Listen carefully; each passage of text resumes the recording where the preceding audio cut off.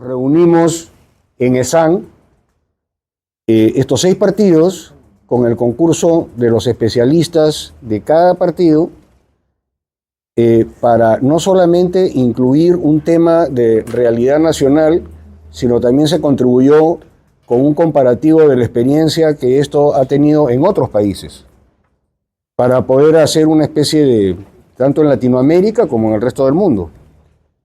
Y lo que descubrimos era que muchas más cosas en el aspecto técnico nos unían que nos dividían. Y luego de 2 meses y medio de reuniones en las que se presentaron los diferentes puntos de vista, llegamos a esa conclusión. Cuando se afrontan problemas de carácter nacional, lo político se tiene que dejar de lado y se tiene que ir por lo que nos une, frente a un problema que nos afecta a todos, independientemente de la ideología, independientemente de la política, independiente de todo. El enemigo común era el crimen, y a eso teníamos que llegar.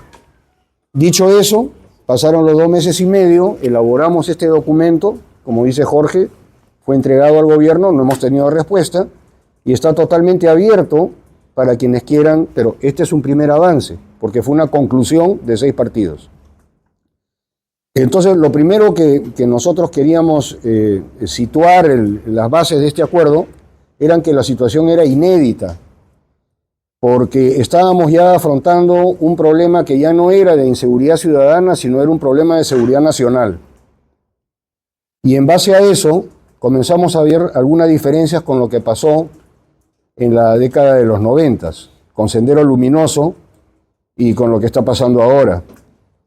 Y una diferencia fundamental respecto a esa época es que teniendo cada uno de estos elementos subversivos, de inseguridad, etc., en la época de Sendero Luminoso había ideología, pero nunca fueron más de 15.000 o 20.000 aquellos que estaban realmente combatiendo y militantes de Sendero Luminoso.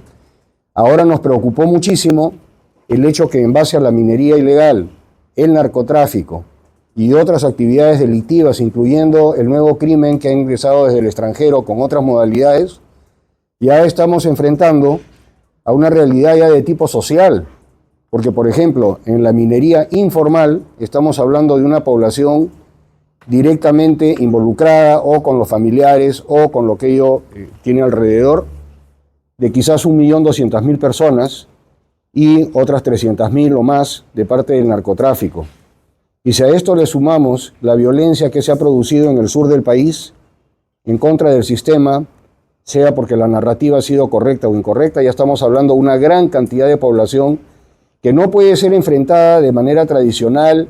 Consideramos que no se puede realmente militarizar el problema, porque esta población tiene un derecho a subsistir, un derecho a ganar el día a día, y que de alguna forma está siendo manipulada y hasta secuestrada en algunas oportunidades por el crimen organizado. Dicho esto, y para poner un ejemplo, se habló de la ley del Congreso que se había promulgado para la lucha contra el crimen organizado. Y dentro de esto pudimos identificar que de alguna forma se había retirado un elemento importante en esta ley, y era el identificar dentro del crimen organizado aquello que significaba el control de cadenas de valor de mercados ilícitos. Y esto se retiró. Consideramos que si hubiera permanecido esto, se hubiera podido con mayor facilidad identificar a los jefes, subjefes, comandantes de pelotones de aniquilamiento en la zona, por ejemplo, de Patás, como se ha visto en otros lugares del país, etc. Y esto debería de incidirse para que fueran mejor identificados, y aquellos que fuesen identificados realmente separarlos e identificar, vuelvo a redundar, en separar lo que es la ilegalidad de la informalidad, que ya es un tema social y de la población. Continuando con este esquema de cosas, identificamos 3 problemas fundamentales, no tanto tácticas, y que si deben ir 2 personas en moto, o si deben de ponerse en los penales bloqueadores de teléfonos y cosas por el estilo, sino 3 problemas estructurales. El primero de ellos era la ley 27933, la ley del Sistema Nacional de Seguridad Ciudadana, promulgada el año 2003 por el presidente Toledo, que a 21 años realmente consideramos que no ha dado los resultados esperados. Las leyes se suele decir que a veces son papel muerto, pero no es tanto así, porque si son vinculantes y si son ejecutivas, logran su propósito. Y la 27933, pensamos que lo que había hecho era reunir en un Consejo Superior de Seguridad del Estado una diversidad de instituciones que no era lo adecuado. Estaban presentes todos los ministerios, organizaciones diversas, instituciones, etcétera, y finalmente no habían resultado porque consideramos que eran una torre de Babel donde cada quien ponía sus opiniones, pero no solamente para ser escuchadas, sino para tratar de ser vinculantes. Y cuando hay tantas instituciones y personas involucradas es muy difícil hacerlo. Llegamos a la conclusión que esto había que reducirlo a un órgano realmente ejecutivo, donde intervinieran solamente aquellas instituciones que tuviesen una participación, una especialidad directa con el tema de la inseguridad ciudadana. Nos referíamos tanto al poder político como a las Fuerzas Armadas. En ese sentido, consideramos que este órgano superior debería ser integrado, obviamente, por el presidente de la República, sea el actual o sea el que venga, pero de esa forma. El presidente del Consejo de Ministros, el ministro del Interior y, por el lado técnico, el jefe del Comando Conjunto de las Fuerzas Armadas, los jefes de las 3 Fuerzas Armadas, el jefe de la Policía Nacional, el jefe del Instituto Nacional Penitenciario y el jefe del organismo de inteligencia, cualesquiera que fuera en su momento. En un segundo círculo, consideramos que deberían de venir los entes de apoyo o de coordinación, porque hoy en día se ha visto que las instituciones se pelean entre sí, y veíamos que esos entes deberían de ser la Fiscalía de la Nación, el Poder Judicial, el Poder Legislativo y obviamente el Ministro de Economía para las decisiones del primer nivel. Y luego ya, de acuerdo a la coyuntura, y esto a requerimiento del primer nivel. Entonces, la idea era volver este sistema en algo más vinculante, más ejecutivo, que pudiera realmente lo que decidiera llegarse a cumplir. Dentro de lo que Jorge del Castillo ha dicho, un liderazgo que en este momento vemos que no hay y que las instituciones hablan diferentes idiomas, pero ninguno llega a tomar decisiones vinculantes. Ese era el primer eje. El segundo eje era el tema de la Policía Nacional. Nosotros vemos que en el tema de la Policía Nacional, el Perú tiene una situación muy particular con respecto al resto del mundo. El Perú tiene una sola policía. No tiene ni 2, ni 3, ni 30 como los Estados Unidos, ni 4 o 5 como en España o en Argentina 4. El Perú tiene una sola. Y en una situación tan delicada como la que estamos viviendo, consideramos que era muy necesario mantener la unidad de la Policía Nacional, que indudablemente tiene graves problemas en este momento, pero también los tiene la Fiscalía de la Nación, también los tiene el Poder Judicial y también lo tienen todas las instituciones. Entonces nosotros consideramos que existiendo una sola Policía Nacional, entrando a una etapa electoral, ya a portas, relativamente muy breve, porque van a ser 10 meses, no era conveniente, ante toda esta inseguridad ciudadana que ya es nacional, el tratar de hacer más divisiones. Consideramos que si la Policía Nacional tiene a grosso modo 140.000 efectivos, 130 y tantos mil, pero vamos a redondear a 140, hay un problema de gestión, porque en el sistema de trabajo de 24x24, en un momento cualquiera como en el que estamos sentados ahora, ya son 70.000 los que están haciendo funciones, y luego de ello había que descontarle un 12avo de vacaciones, que son 14.000 menos, el problema del tránsito, donde hay cerca de 7.000, que es un problema básicamente de semaforización que está a cargo de las municipalidades y no de la policía en todas partes del mundo, y así por el estilo. Llegábamos a una cifra efectiva de 45.000 más o menos. Entonces se consideró que bajo estas premisas, si bien la Policía Nacional tiene graves problemas, efectivamente, lo importante cuando una institución, al igual que las otras, tiene problemas, lo que se tiene que hacer es corregir, pero no anular. Era lo primero que habíamos considerado. Y dentro de este esquema, la ley de la Policía Nacional, en su artículo 30, permite crear grandes divisiones de policía, así como existe la DINOES, la DINANDRO, etcétera, etcétera, etcétera. Mediante decreto supremo se pueden crear nuevas divisiones. Y lo que estaba faltando en muchas partes del país era efectivamente la labor preventiva, de acercamiento a las comunidades y ese tipo de cosas. ¿De dónde sacábamos más policías para poder hacer esto de una manera relativamente rápida a mediano plazo?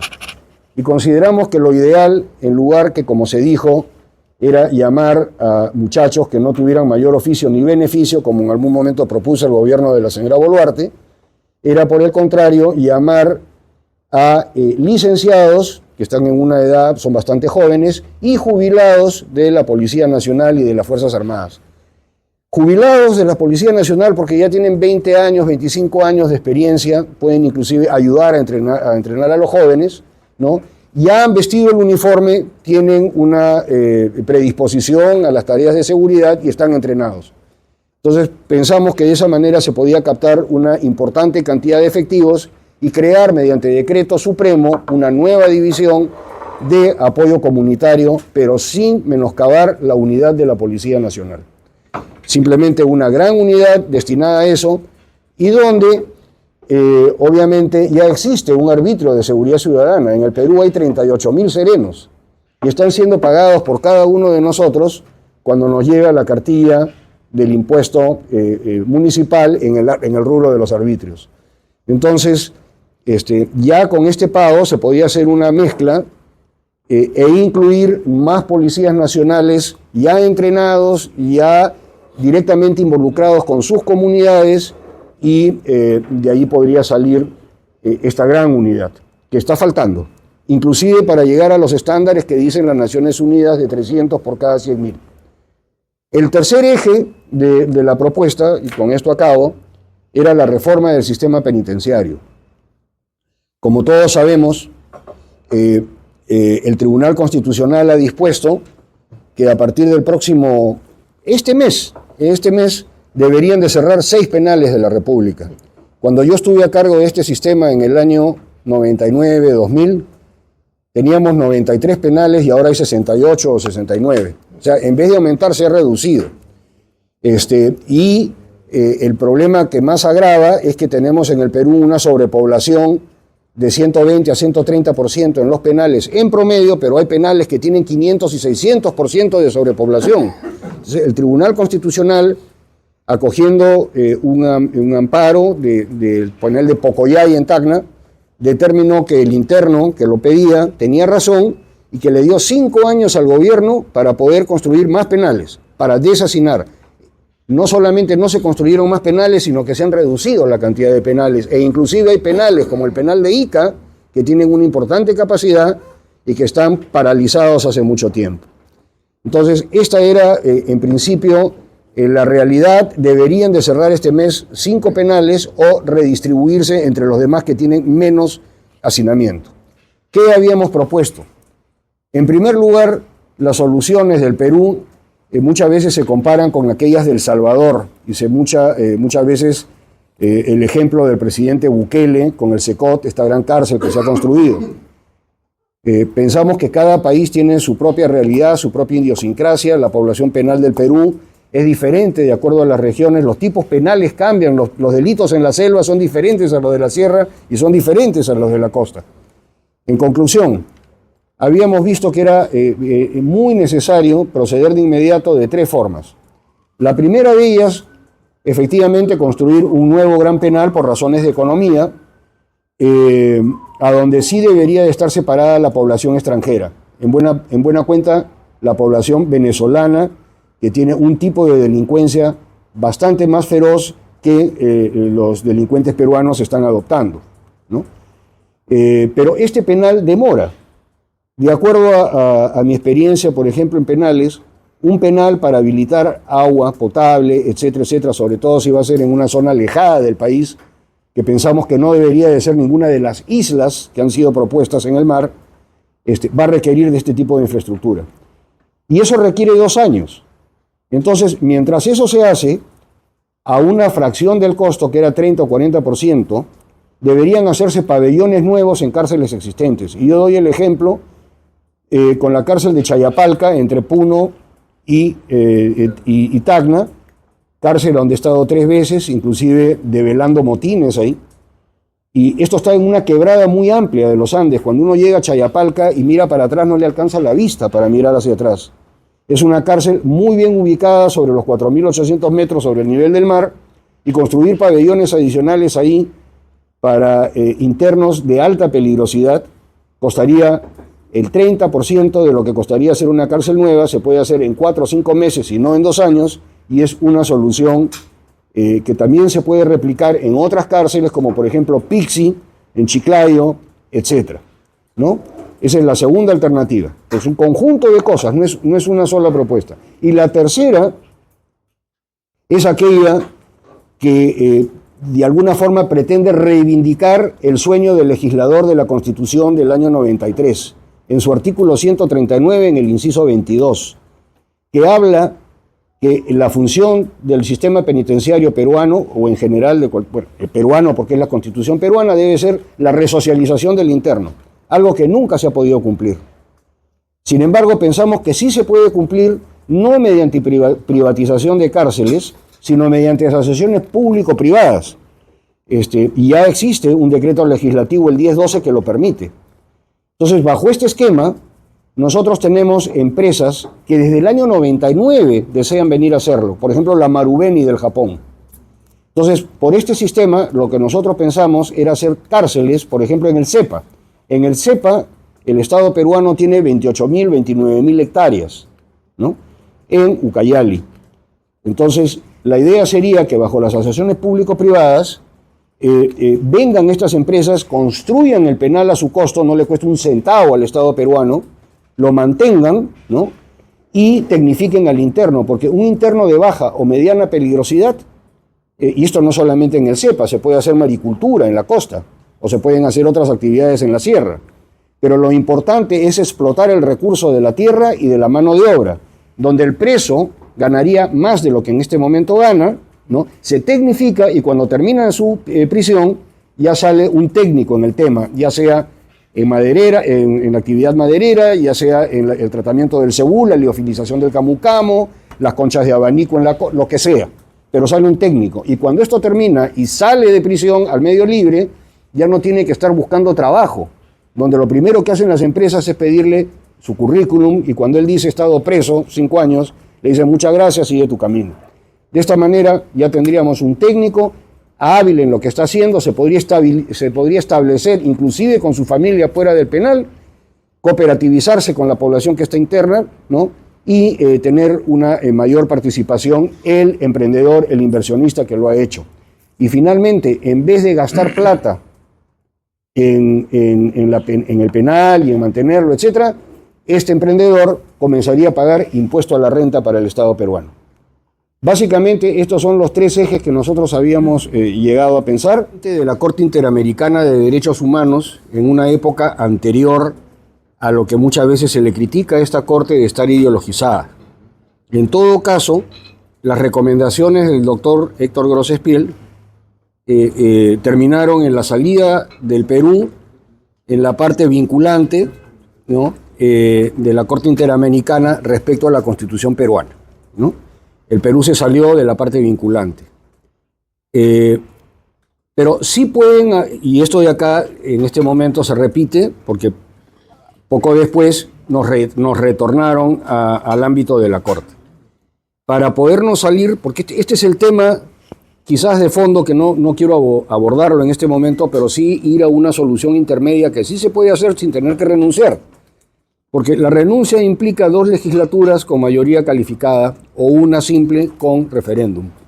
Eso es muy largo, obviamente no se va a dar en este gobierno, ni tampoco creo que haya la menor intención de hacerlo. Ni me voy a pronunciar sobre si es bueno, si es malo, no sé. Simplemente me refiero a cómo fue en su época tratado el tema. El tema de los jueces sin rostro se hizo, pero a instancias de organismos supranacionales, tuvimos que retroceder, no se podía, y se acogió esa posición. Lo que sí se podría hacer, quizás, es para los casos emblemáticos del crimen organizado, aquellos que lideran el crimen organizado, que mueven esta cantidad de dinero del orden de los 12.000 millones de dólares en minería ilegal, que ya se va acercando al 6% del Producto Bruto Interno, ese dinero efectivamente compra todo o lo alquila. Entonces los fiscales y los jueces, claro, si uno de nosotros es fiscal, sale en la mañana a juzgar a uno de estos delincuentes, sobre todo en las zonas, en La Libertad, en Madre de Dios, en Puno, y al abrir la puerta encuentra un sobre con la foto de sus hijos o con una bala. ¿Qué va a hacer este fiscal o qué haría cualquiera de nosotros? Obviamente la familia quizás sea lo primero que hay que proteger. Lo segundo es que con este dinero, para estas personas, ¿no? Muchos de estos jueces son supernumerarios, ¿no? Vienen con una bolsa de dinero, 100, 200 mil, 300 mil dólares, dependiendo del caso, y para ellos no es nada, y los compran. Y el tercero es ideología. Entonces, en este sentido, una medida paliativa, hasta que se busque una medida definitiva, sería traer estos casos emblemáticos a Lima, donde se creara un equipo especial de fiscales y jueces más pequeño para ver casos emblemáticos en Lima, donde podrían sí tener una mayor protección a cargo de la policía, del Ministerio del Interior, inclusive de las Fuerzas Armadas, si fuera necesario. ¿El fuero militar sería posible? No, pues tampoco, porque, el terrorismo agravado, en el año 98, lo que dispuso era que la delincuencia común fuera juzgada en tribunales militares, ¿ya? Eso los organismos supranacionales dijeron que no se podía. Y hicieron todos sus argumentos, en fin, sentenciaron en ese sentido. Por lo tanto, el año 99 se pasó al terrorismo especial, ¿no? Siempre para delitos comunes, ¿no? Y entonces, también después vino la sentencia del Tribunal Constitucional en el año 2001 que tampoco se podía llamar terrorismo especial. Además, terrorismo especial es muy distinto a llamarle terrorismo urbano. Terrorismo urbano no existe. Lo que existe es terrorismo puro y duro, o sea, en la costa, en la sierra, en la selva. Lo que está ocurriendo en las minas es rural, no es urbano. Pero entonces, nuevamente, el 2001, ¿por qué dijo el Tribunal Constitucional que no se le podía llamar terrorismo y el tema de los jueces sin rostro, en fin? Número uno, porque para llamarse terrorismo, de acuerdo a las Naciones Unidas, no podía ser un tema de inseguridad ciudadana, sino que tenía que ser un tema de seguridad nacional. ¿Ok?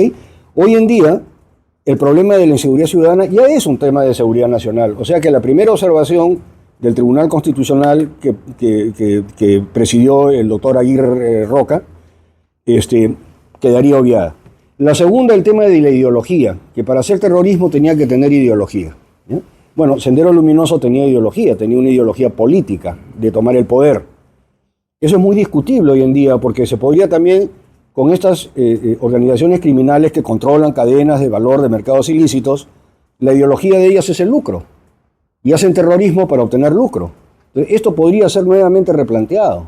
Y el tercer tema era el tema de juzgar a los niños y adolescentes como mayores. Eso fue lo que dijo el Tribunal Constitucional, que no se podía, porque el Perú pertenecía a las Naciones Unidas y en el acuerdo de Beijing, en China, se acordó que los niños tenían que tener un tratamiento especial.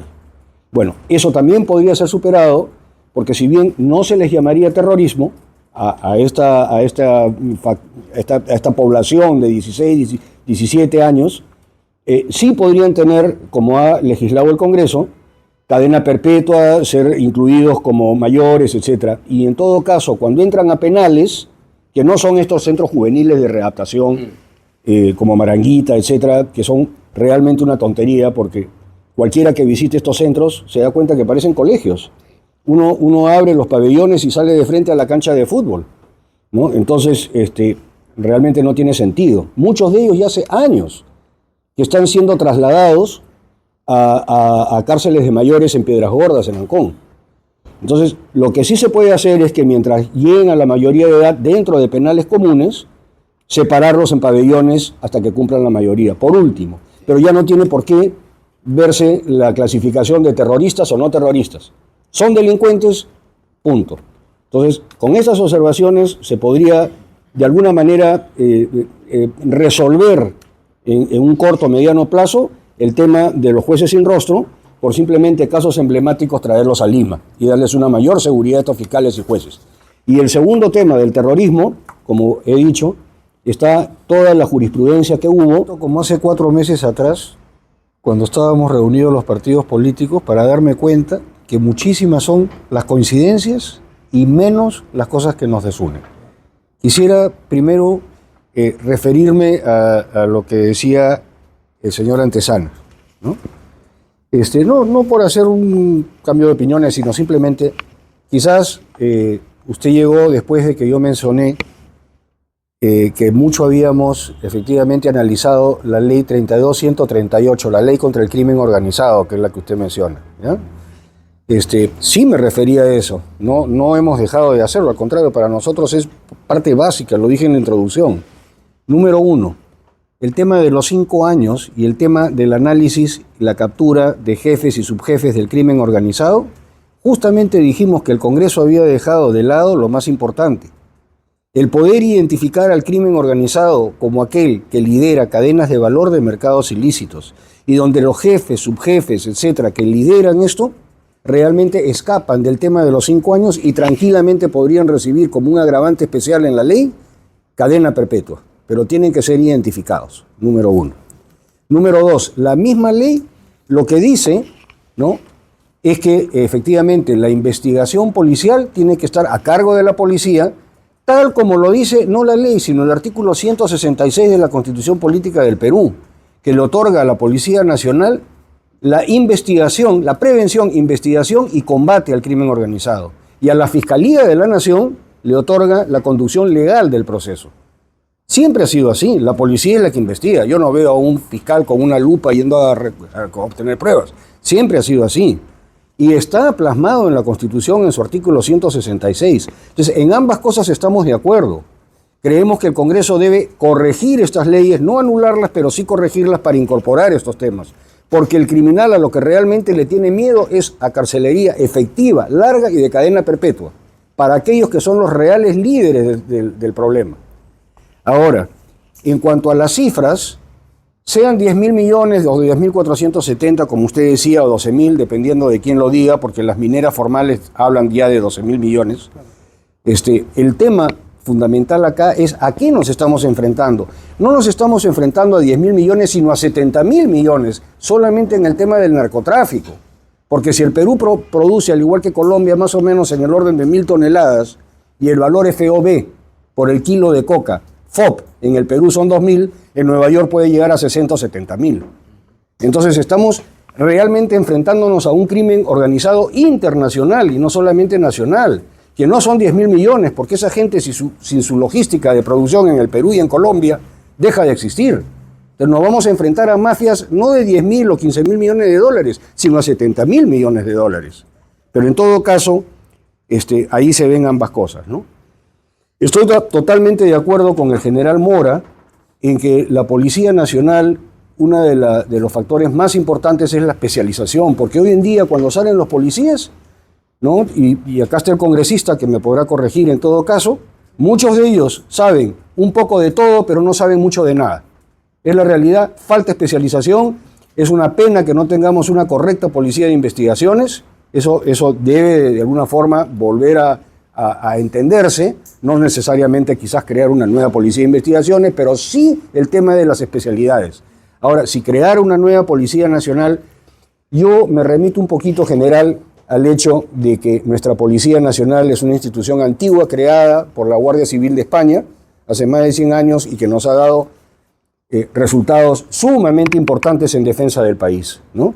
Tenemos una sola Policía Nacional. Sí considero, al igual que usted, que está llena de falencias que hay que corregir, pero en estas circunstancias, quizás para más adelante, el crear una total nueva Policía Nacional, porque durante 25 años también la verdad de las cosas es que ha sido golpeada, manipulada, los ascensos, estos últimos ascensos que no se cumplieron de los generales que hicieron su acción de amparo y que ahora están siendo retornados o que les están dando la razón.